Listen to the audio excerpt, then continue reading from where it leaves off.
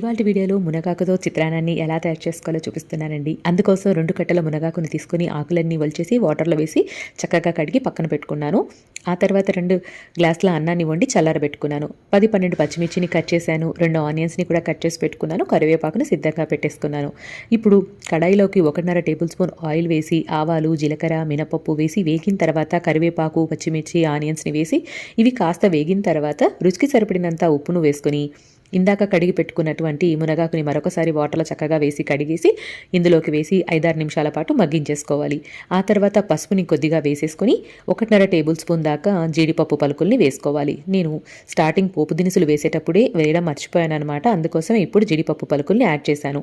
ఇవన్నీ వేసిన తర్వాత మరొక 2 నిమిషాలు మగ్గించేసుకొని ఆ మిశ్రమాన్ని చల్లారబెట్టుకుని అన్నంలోకి వేసి నిమ్మకాయ వేసి కలిపామంటే కనుక మునగాకు చిత్రాన్నం తయారైపోతుందండి. టేస్ట్ మాత్రం వేరే లెవెల్‌లో ఉంటుంది. వీడియో నచ్చితే మీరు ఒకసారి ట్రై చేసి ఎలా వచ్చిందో చెప్పండి.